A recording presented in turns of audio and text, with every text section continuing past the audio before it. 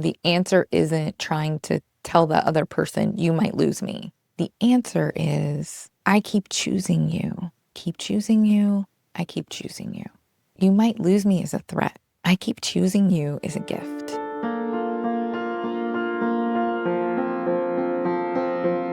I'm going to say something backwards, and I need you to stay with me for a few minutes because the turn at the end is the whole point. That vow we treat as the highest bar in love till death do us part. I think it's the lowest one. I know what you're thinking, but it's security. Let's talk about it. I'm Leslie. I am a therapist, a coach, a relationship supporter, a supporter and lover of marriage. I just think we have to talk about why we're failing at it and how we can make it better. And this is a continuation of a series from last week. I believe forever is the easy vow, and I'm going to tell you why. But first, I also think we should be promising something else instead, and I'm going to get there too. So hang in with me. This episode is hopefully going to make some people think, people who are considering marriage, people who are in a marriage, people who might want to be in another marriage after ending one, something to think about. How can we do this better? Hi, I'm Leslie. This is Pulling Threads, Weaving Authenticity, and this is part 2 of a series about 6 words we've all said and mostly never questioned. Till death do us part. In the last episode, the first of the series, I showed you where those words even came from and that they were written till death meant about 19 years from the date of marriage. But we've stretched them to almost 60. If you missed that one, go back after this and take a listen. But today isn't about how long the promise is. It's about how easy it is to make the promise and how that easiness is quietly hurting the people who keep it. And I say this with so much love, so much respect for those who make it, no blame the whole way through, okay? We are not blaming anyone here.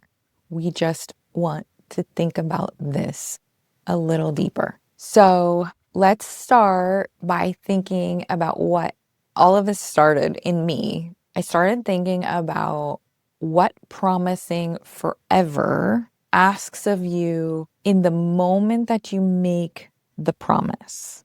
Think about that. When you say the vow, what does it take to say those words?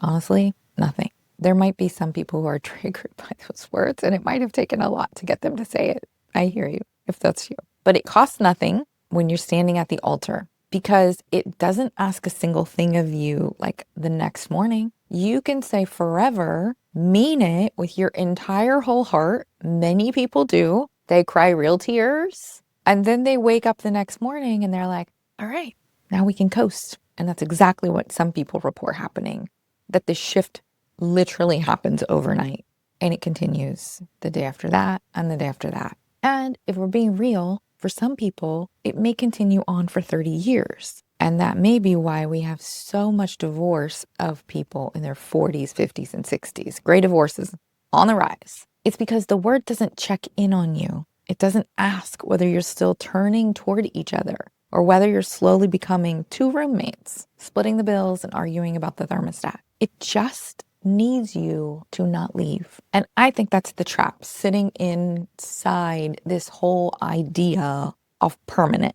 The second we decide something is guaranteed, in this case, that person is never going anywhere, do we quietly stop doing the thing or the things that kept us reaching for them in the first place? Do we stop taking care of ourselves? Do we stop taking care of them? Do we stop checking in on them throughout the day, doing kind things to try to, all the things we try to do to win them over? Do we stop all of that the day we say forever? Here's the part that gets me. Maybe this is my Virgo part, but I feel like this is all backwards. I feel like we have it wrong. We save our best selves for the people who could actually walk away from us. And it makes sense why. They didn't promise us forever, but we give strangers, coworkers, our friends, strangers on the internet, our best selves. We're patient and warm and interested for all of them. And then we come home to the one person we promised the most. And what do we hand them? Leftovers, if we even come home. But we come home tired, exhausted, sometimes short-tempered, right? Maybe we don't even say thank you anymore when we walk in and they've done something nice for us. So I think the Gottmans would say, we start turning away instead of always turning in towards one another in extreme examples. But let's say we turn toward each other in times of need or when someone's upset. But on the day-to-day, we stop trying to impress one another. Maybe we stop dressing up, stop wearing makeup, stop going on dates, stop planning dates, stop holding doors. All of the little micro things on the day-to-day basis add up. And when they all go away, and suddenly countless people will say, everything changed the minute we got married. And I believe this is why. I don't think it's because we are bad people or anyone is a bad person.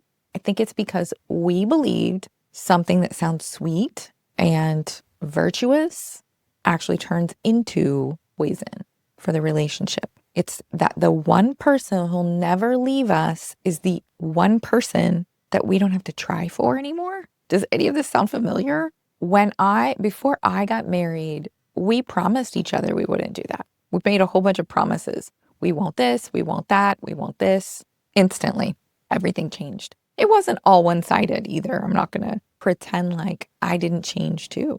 I did. We stopped trying. We stopped seeing each other. We literally just coexisted under a roof. We made lots of plans with friends. We went out with them. We never had date nights again, just the two of us, ever. The minute we got married. This is not just my opinion or my experience either. The research on long relationship keeps landing on the same thing. It shows that there are all these other names that we call it in the professional world: complacency, taking each other for granted, comfort that slowly turns into neglect, just straight up neglect and absence. So a lot of people study long marriages and they keep finding a very quiet pattern. Once we're sure someone isn't going anywhere, we stop courting them. It makes sense. If you don't enjoy courting, it makes sense. I think that there are those people who enjoy courting and they enjoy making the other person happy. And when you get two people like that together, it works. But if we stop being curious and we let the basic good manners that we would give a stranger or even other family members fall away from the person that we share a bed with, we are in trouble. And it happens all the time. So the exact thing that the vow is supposed to give us, which is security, is the thing that can rot a marriage from the inside. Not because security is bad. Security is necessary. We love security. I love security. Because security that you never really think about, it turns into stagnation. So how do we get around this? Like, we want and need security. We want to be in a securely attached, trusting, loving relationship, but we don't want that security to cause us to no longer try with the other person. Think about it like if you owned a home, if you bought the house and you paid it off, and then let's say you're buying a house versus renting a house, right? So you buy the house, you paid it off, you don't have a payment. Do you start letting the house fall apart? No. Now, if you're renting the house, then you know that you have to hand the keys back. You're going to make sure you take really good care of the house while you're renting it, most people. So there's a difference in these two situations, but most of us wouldn't just let the house fall apart because we paid for it and it's ours. But we do this in relationship, right? And there's no reason to say why. Like, it's very clear. We believe that we don't have to, which seems so silly to me. Like, in this day and age of the ease of divorce, yes, it's painful. It's horribly painful, and the process is terrible. It's a nightmare.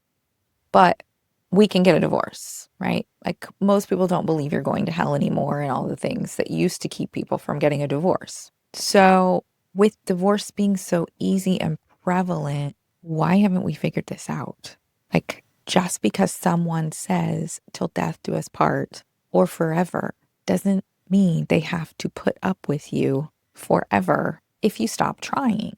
You stop being nice to them. We all have rough times. I get it. Like we're sick, we're tired, we're overworked. But if you're being kinder to the lady in the checkout at the grocery store than you are your wife, we have to talk about it. Okay. I want to be really careful though, because the answer isn't not having security, right? That's not the answer either. We don't want to take away the security that comes with being in a marriage or in a committed relationship. That is so valuable and so important. And for me personally, brings me an incredible amount of peace. So I'm not telling you to keep your partner on edge, to hold leaving over their head, to stir up jealousy so they'll try harder. None of that. That's not aliveness. That's just a different kind of hurt. Fear has always been a terrible foundation for love. And that is not what I'm describing here or saying here at all.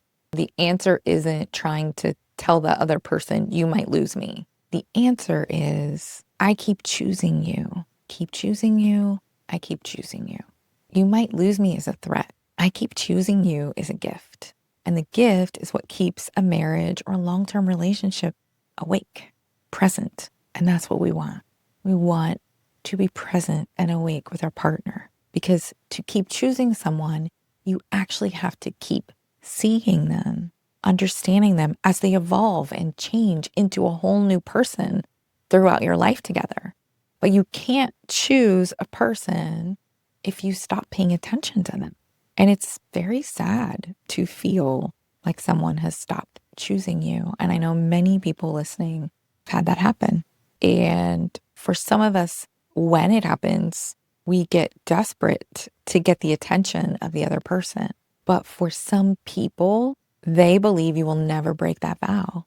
But I would say a better vow that I would hold up would be a much higher bar than forever.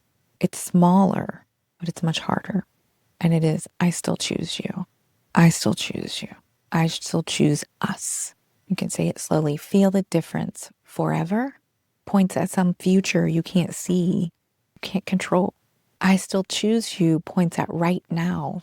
This ordinary morning, this actual person, this real marriage with all of its wear and tear and drama and complication and difficulty. And you can only keep that promise by staying awake to it. That's what makes it braver. It costs you something today and tomorrow and the Tuesday after that. Staying awake is the key to everything. It is certainly key to staying in a marriage.